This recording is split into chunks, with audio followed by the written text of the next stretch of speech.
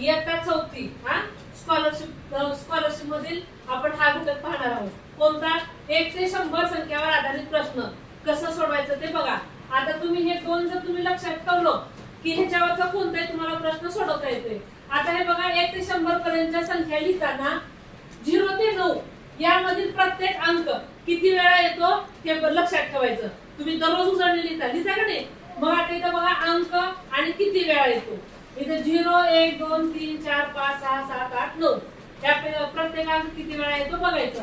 आता हे 0 किती वेळा येतो? 11 वेळा. म्हणजे 10 20 30 40 50 60 70 80 90 आणि 100 ला किती आहेत? 2 अंक आहेत का नाही? म्हणून हे किती वेळा येतो?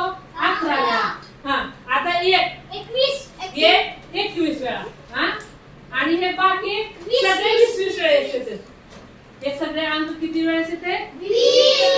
20 वेळा येतात. आता बघा हे 1 ते 100 मधील 10 ते 99 पर्यंतच्या 1 ते 9 सोडायचं. 10 ते 99 पर्यंतच्या संख्या किती वेळेस येते ते बघायचं. अंक आणि किती वेळा येतो. आता हे 0 किती वेळा येणार? 9 वेळा. कारण 10 11 आपण 2 सोडलो. कोणते सोडलो? हा म्हणजे 9 हे इथे 11 आहे आणि इथे हे 9 आणि हे 19 वेळा. हे इथं 21 वेळा आहे. 1 ते 9 मधला सोडला आणि हे किती आला? 19 वेळा आणि 2. आता हे बाकी सगळे 19 वेळा येणार. किती वेळा येणार?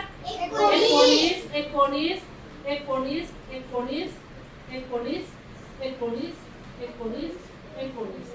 समजलं? मग आता काय करायचं? हे असे प्रश्न वही तुमच्या सोडवायचं.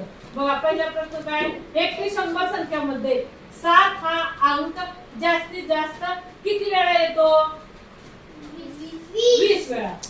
1 ते 100 संख्यामध्ये 0 हा अंक किती वेळा येतो? 11. समजलं का?